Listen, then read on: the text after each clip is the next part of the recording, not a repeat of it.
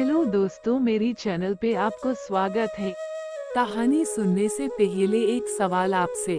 काली है पर काग नहीं, लंबी है पर नाग नहीं, बल खाती है पर मोर नहीं, बांधती है पर डोर नहीं, बताइए मैं कौन हूँ। एक दिन महाराज कृष्णचंद्र ने सुबह सुबह गोपाल भांड को अपने महल में बुलाकर कहा, गोपाल, आज मुझे सरोवर में स्नान करने की इच्छा हो रही है।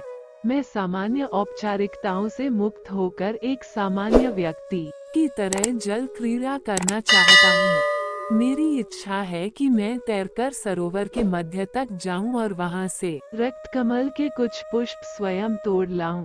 ऐसा करो, तुम स्वयं जाओ और देखकर आओ कि इस समय सरोवर के आसपास कितने आदमी हैं। गोपाल सुबह सुबह बुलाए जाने से खींचा हुआ था। उसने महाराज की बातें सुनी और बिना कुछ बोले सरोवर की ओर चल पड़ा। थोड़ी ही देर में वो सरोवर के पास पहुंच गया। उस समय स्नान करने के लिए अनेक आदमी सरोवर की ओर जा रहे थे। गोपाल उन लोगों को देर तक देखता रहा, फिर वहां से लौटकर महाराज के समक्ष उपस्थित हुआ। महाराज कृष्णचंद्र ने गोपाल को देखते ही पूछा, कहो गोपाल, सब कुछ देख आए? सरोवर में स्नान के लिए मैं निकल सकता हूँ या नहीं? गोपाल ने धैर्य पूर्वक उत्तर दिया, महाराज, आपने मुझे ये देखकर आने को कहा था कि सरोवर के पास कितने आदमी हैं। मैं देख आया हूँ, वहाँ सिर्फ एक आदमी है। गोपाल के उत्तर से महाराज प्रसन्न हुए। उन्होंने कहा, तब ठीक है गोपाल, तुम भी चलो, थोड़ी जल क्रीड़ा कराएं।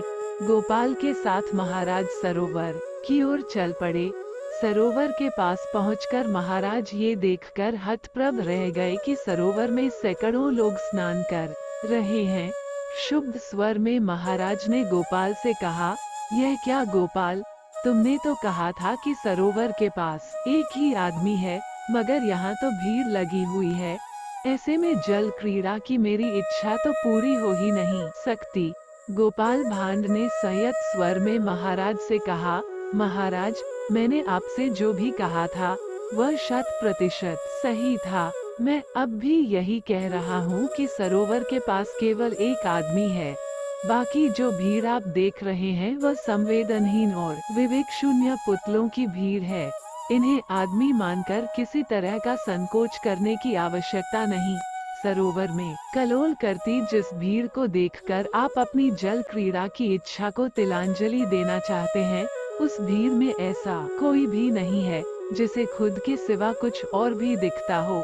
अपनी संकोच जल में उतरे और अपनी इच्छा की पूर्ति के लिए तैरें। रक्त कमल तोड़ें। इनमें से कोई भी न तो आपको पहचानेगा और न ही देखेगा कि आप क्या कर रहे हैं। उसकी बात सुनकर महाराज की भ्रुकुटियां तन गईं। उन्होंने आवेश युक्त स्वर में पूछा, ऐसा क्यों कहते हो गोपाल, क्या ये लोग अंधे हैं? नहीं महाराज, विवेक शून्य और संवेदनहीन। बिना संवेदना और विवेक के आँखों का कोई अर्थ नहीं होता महाराज। आप वस्त्र उतारकर मुझे दें और निश्चिंत होकर जल में उतरें। महाराज कृष्णचंद्र ने कुपित स्वर में कहा, यदि मुझे किसी ने भी पहचान लिया तो तुम्हारी खैर नहीं। गोपाल, याद रखना। गोपाल मुस्कुराया और बोला, महाराज, आप अपने वस्त्र उतारकर यही मुझे दे दें। मैं घोड़े के साथ आपकी इसी बरगद के वृक्ष के नीचे प्रतीक्षा करूंगा। आप जल क्रीड़ा करके लौटें। यदि आपको मार्ग में किसी ने भी टोका तो आप जो चाहें मुझे सजा दे दें, मैं स्वीकार कर लूंगा। गोपाल की बात सुनकर महाराज कृष्णचंद्र ने अपनी पगड़ी उतारी, कुर्ता उतारा और धोती बंडी पहने सरोवर के पास पहुंच गए।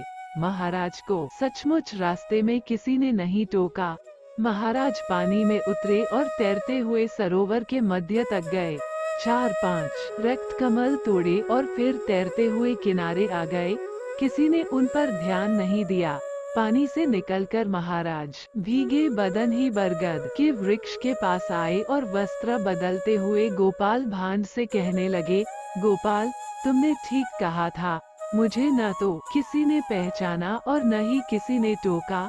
अभी गोपाल कुछ कहता कि एक व्यक्ति वहां आया और विनम्रतापूर्वक महाराज को नमस्कार किया।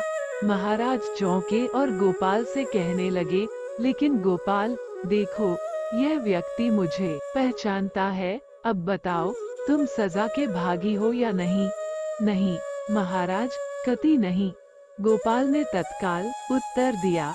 उसने पुनः कहा, महाराज, आप भूल गए, मैंने आपसे सुबह ये भी कहा था कि सरोवर के पास केवल एक आदमी है। यह आदमी वही है महाराज, जो अपने राजा को सामान्य नागरिक के वेश में भी पहचान गया और उसे अपना अभिवादन देने पहुंच गया। महाराज को अपनी भूल का एहसास हुआ और उन्होंने आगे बढ़कर उस व्यक्ति को गले लगा लिया। थोड़ी देर के बाद महाराज गोपाल के साथ ही महल लौटने के लिए उद्यत हुए। रास्ते में उन्होंने पूछा, गोपाल, तुमने ये कैसे जाना कि इतने सारे लोगों में कोई भी मुझे नहीं पहचानेगा, तथा इतने सारे लोगों के होते हुए भी तुमने ये क्यों कहा कि सरोवर के पास एक ही आदमी है?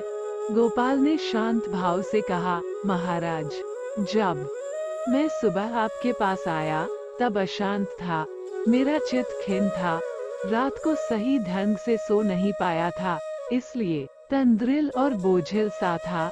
ऐसे में आपने मुझे सरोवर की ओर भेजा।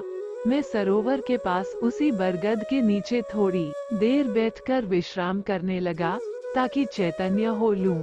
मैंने देखा, सरोवर की राह में एक बड़ा सा पत्थर पड़ा हुआ है। कई लोगों को उस पत्थर से चोट लग चुकी थी।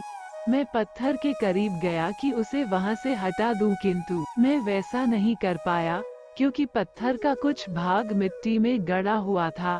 मैं थक कर पुनः बरगद के नीचे आकर बैठ गया। कई लोग पुनः इस पत्थर की ठोकर से आहत हुए, लेकिन सब अपनी चोट सहलाते आगे बढ़ गए। किसी को भी यह चिंता नहीं हुई कि उस पत्थर को वहां से हटाने का उद्योग करे, लेकिन एक आदमी उधर से गुजरते समय पत्थर के पास रुका और उसे हटाने लगा।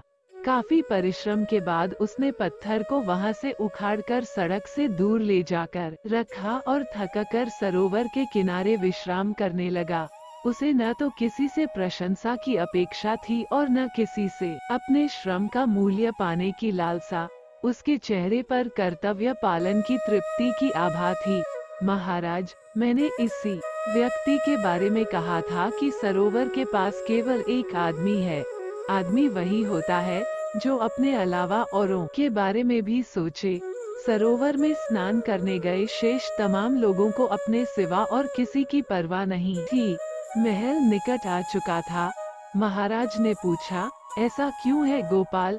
गोपाल ने उत्तर दिया, महाराज, यथा राजा तथा प्रजा, आप स्वयं कभी अपनी प्रजा का हालचाल जानने का उद्यम नहीं करते, कभी कोई आयोजन नहीं करते जिसमें प्रजा की भागीदारी हो। ऐसी प्रजा का ऐसा ही एकांगी विकास होता है। इसलिए यदि ऐसा है तो किम आश्चर्य। महाराज को गोपाल की बात समझ में आ गई।